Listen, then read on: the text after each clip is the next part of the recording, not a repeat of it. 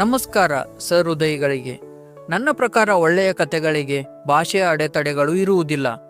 ಒಂದು ಒಳ್ಳೆಯ ಕತೆ ಇಲ್ಲವೇ ಸಿನಿಮಾ ಭಾಷೆಯ ಅಡೆತಡೆಯನ್ನು ಮೀರಿ ಪ್ರೇಕ್ಷಕರ ಮನಸ್ಸಿನಲ್ಲಿ ಬೇರೂರುವ ಶಕ್ತಿಯನ್ನು ಹೊಂದಿರುತ್ತದೆ. ಯಾಕಪ್ಪ ಈ ಪೀಠಿಕೆ ಅಂದರೆ, ಪ್ಯಾನ್ ಇಂಡಿಯಾ ಮಟ್ಟದಲ್ಲಿ ಸದ್ದು ಮಾಡಿದ ಕನ್ನಡ ಚಿತ್ರಗಳು ಅಂದಾಗ ನಮಗೆ ನೆನಪಾಗೋದು KGF, ಕಾಂತಾರ, ಚಾರ್ಲಿ ಸಿನಿಮಾಗಳು. ಈ ಸಿನಿಮಾಗಳಿಗಿಂತ ಮುಂಚೆ 1977ರಲ್ಲಿ ಅಚ್ಚ ಕನ್ನಡದ ಸಿನಿಮಾ ಒಂದು ಪ್ಯಾನ್ ಇಂಡಿಯಾ ಅಲ್ಲ, ಪ್ಯಾನ್ ವರ್ಲ್ಡ್ ಮಟ್ಟದಲ್ಲಿ ಸದ್ದು ಮಾಡಿತ್ತು. ಕೇಳಿದ್ರೆ ಆಶ್ಚರ್ಯ ಅನಿಸಿದ್ರು ನಿಜಾನೇ. ಬನ್ನಿ, ಇವತ್ತಿನ ಸಂಚಿಕೆಯಲ್ಲಿ ಪ್ಯಾನ್ ವರ್ಲ್ಡ್ ಮಟ್ಟದಲ್ಲಿ ಸದ್ದು ಮಾಡಿದ್ದ ಆ ಕನ್ನಡದ ಸಿನಿಮಾ ಯಾವುದು ಹಾಗೂ ಆ ಚಿತ್ರದ ಕುರಿತಾದ ಹಲವಾರು ಕುತೂಹಲಕಾರಿ ಸಂಗತಿಗಳನ್ನು ನಿಮ್ಮ ಮುಂದೆ ಹಂಚ್ಕೊಳ್ತೀನಿ. ನಿಮ್ಗೇನಾದರೂ ನಾವು ಹೇಳ್ತಿರೋ ವಿಷಯಗಳು ಇನ್ಫಾರ್ಮೇಟಿವ್ ಅನಿಸಿದ್ರೆ, ಖುಷಿ ಕೊಟ್ಟರೆ ದಯವಿಟ್ಟು ನಮ್ಮ ಚಾನಲ್ಗೆ ಸಬ್ಸ್ಕ್ರೈಬ್ ಮಾಡ್ಕೊಳ್ಳಿ. ನಾಗರಹೊಳೆ ಇದು ಕನ್ನಡದ ಮೊದಲ PAN world cinema. Doctor Vishnuvardhan ಹಾಗೂ ನಟಿ ಭಾರತಿಯವರು ಮುಖ್ಯ ಭೂಮಿಕೆಯಲ್ಲಿ ನಟಿಸಿದ್ದ ಈ ಚಿತ್ರವನ್ನು SV ರಾಜೇಂದ್ರ ಸಿಂಗ್ ಬಾಬು ಅವರು ನಿರ್ದೇಶನ ಮಾಡಿದ್ದಾರೆ.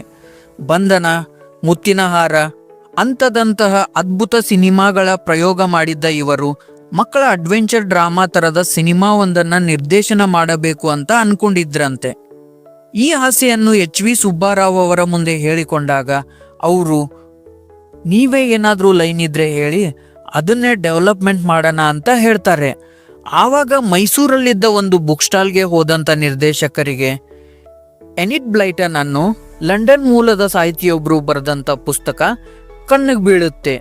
ಆ ಪುಸ್ತಕ ಆಗಿನ ಕಾಲದಲ್ಲಿ ತುಂಬಾ ಜನಪ್ರಿಯತೆ ಹೊಂದಿದ್ದ ಪುಸ್ತಕ. ಆ ಪುಸ್ತಕವನ್ನು ಓದಿದಾಗ ಅದರಲ್ಲಿದ್ದ ಒಂದು ಪ್ಯಾರಾಗ್ರಾಫ್ ನಿರ್ದೇಶಕರಿಗೆ ಇಷ್ಟ ಆಗಿ ಅದನ್ನೇ ಮೂಲವಾಗಿರಿಸಿಕೊಂಡು ಆ ಕಾಲಘಟ್ಟದಲ್ಲಿ ಅರಣ್ಯ ಪ್ರದೇಶದಲ್ಲಿ ಅತಿಯಾಗಿದ್ದ ನಕ್ಸಲೀಯರ ಉಪಟಳವನ್ನು ಬೆರೆಸಿ ಕಥೆಯನ್ನ ಸಿದ್ಧಗೊಳಿಸ್ತಾರೆ. ಈ ಚಿತ್ರದ ಭಾಗವಾಗಿದ್ದ HV ಸುಬ್ಬಾರಾವ್ ಅವರೇ ಈ ಚಿತ್ರಕ್ಕೆ ಸಂಭಾಷಣೆಯನ್ನು ಬರೆದಿದ್ದಾರೆ. ಈ ಚಿತ್ರದ ಕಥೆಯ ಬಗ್ಗೆ ಹೇಳಬೇಕೆಂದರೆ, ಮಧು ಎಂಬ ಸ್ಕೂಲ್ ಟೀಚರ್ ಒಬ್ರು ಶಾಲೆಯ ಮಕ್ಕಳನ್ನು ನಾಗರಹೊಳೆ ಅಭಯಾರಣ್ಯಕ್ಕೆ ಪ್ರವಾಸಕ್ಕೆಂದು ಕರೆದುಕೊಂಡು ಹೋದಾಗ ಅವರೊಡನೆ ಮಧು ಟೀಚರ್ ಅವರ ಮಗನಾದ ಚಂದ್ರು ಕೂಡ ಬಂದಿರುತ್ತಾನೆ. ವೀಕ್ಷಣಾ ಗೋಪುರಕ್ಕೆ ತೆರಳಿದಾಗ ಅಲ್ಲಿ ಯಾವುದೇ ಪ್ರಾಣಿಗಳು ಕಾಣುವುದಿಲ್ಲ. ನಿರಾಸೆಗೊಂಡ ಚಂದ್ರು ಹಾಗೂ ಅವನ ಸ್ನೇಹಿತರು ಪ್ರಾಣಿಗಳನ್ನು ನೋಡುವ ಆಸೆಯಿಂದ ರಾತ್ರಿ ಎಲ್ಲರ ಕಣ್ಣು ತಪ್ಪಿಸಿ ಕಾಡಿಗೆ ನುಗ್ಗುತ್ತಾರೆ.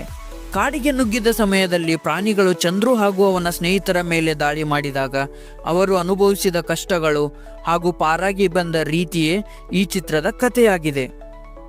ಈ ಚಿತ್ರದ ತಾರಾಗಣದ ಬಗ್ಗೆ ಹೇಳಬೇಕೆಂದರೆ, ಮಧು ಟೀಚರ್ ಪಾತ್ರದಲ್ಲಿ ಭಾರತಿಯವರು, ಕ್ಯಾಪ್ಟನ್ ಕುಮಾರ್ ಪಾತ್ರದಲ್ಲಿ ನಮ್ಮ ಪ್ರೀತಿಯ ವಿಷ್ಣುದಾದ, ಬಸ್ ಡ್ರೈವರ್ ಆಂಥೋನಿ ಪಾತ್ರದಲ್ಲಿ ರೆಬೆಲ್ ಸ್ಟಾರ್ ಅಂಬರೀಶ್, ಅರಣ್ಯ ಅಧಿಕಾರಿ ಪಾತ್ರದಲ್ಲಿ ಶಕ್ತಿ ಪ್ರಸಾದ್, ಗುಂಡೂರಾವ್ ಪಾತ್ರದಲ್ಲಿ ಶಿವರಾಮ್, ಫಾರೆಸ್ಟ್ ಗಾರ್ಡ್ ಬೋಪಯ್ಯ ಪಾತ್ರದಲ್ಲಿ ದಿನೇಶ್, ಮಹೀನ್ ಪಾತ್ರದಲ್ಲಿ ಸುಂದರ್ ಕೃಷ್ಣ ಅರಸ್, ಪಪ್ಪಿ ಪಾತ್ರದಲ್ಲಿ ಬೇಬಿ ಇಂದಿರಾ ಹಾಗೂ ಇನ್ನಿತರರು ನಟಿಸಿದ್ದಾರೆ.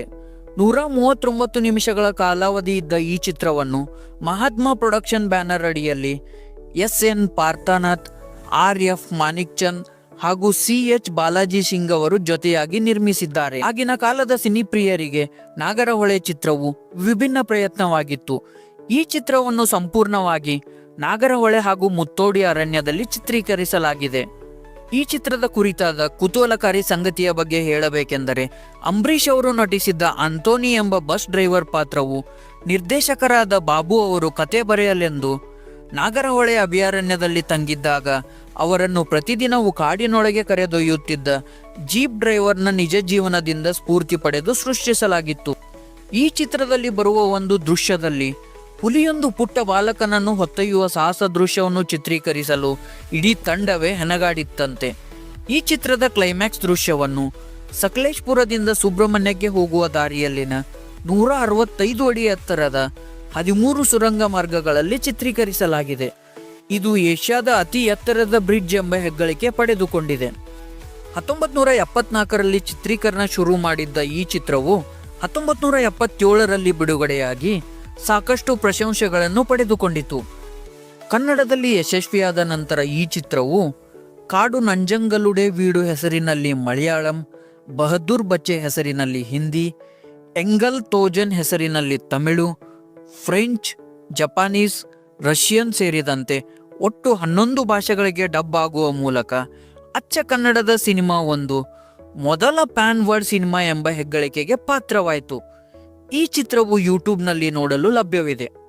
ಈ ಚಿತ್ರಕ್ಕೆ PS ಪ್ರಕಾಶ್ ಅವರ ಛಾಯಾಗ್ರಹಣ, ಬಾಲಾಜಿ ಯಾದವ್ ಅವರ ಸಂಕಲನ, ಸತ್ಯಂ ಅವರ ಸಂಗೀತ ಸಂಯೋಜನೆ ಇದೆ.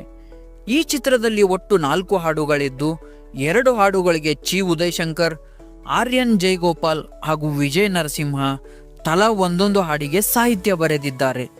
ಈ ಚಿತ್ರದ ಈ ನೋಟಕ್ಕೆ ಮೈ ಮಾಟಕ್ಕೆ ಎನ್ನುವ ಹಾಡಿಗೆ ಸ್ವತಃ ಸಾಹಸ ಸಿಂಹ ವಿಷ್ಣುವರ್ಧನ್ ಹಾಗೂ ಭಾರತೀಯವರು ಧ್ವನಿಯಾಗಿದ್ದು ಈ ಚಿತ್ರದ ಇನ್ನೊಂದು ವಿಶೇಷ. ಈ ಸಂಚಿಕೆಯನ್ನು ಮುಕ್ತಾಯಗೊಳಿಸುವ ಮುನ್ನ ಅನ್ನ ಹಾಕೋ ರೈತ, ಗಡಿ ಕಾಯೋ ಸೈನಿಕರನ್ನು ನೆನೆದು ಆದಷ್ಟು ಕನ್ನಡ ಚಿತ್ರಗಳನ್ನು ಚಿತ್ರಮಂದಿರದಲ್ಲಿಯೇ ನೋಡಿ ಎಂದು ಪ್ರೀತಿಯ ಮನವಿ ಮಾಡುತ್ತಾ ಇನ್ನೊಂದು ಇಂಟ್ರೆಸ್ಟಿಂಗ್ ವಿಷಯದೊಂದಿಗೆ ಮತ್ತೊಂದು ಸಂಚಿಕೆಯಲ್ಲಿ ಭೇಟಿಯಾಗ್ತೀನಿ.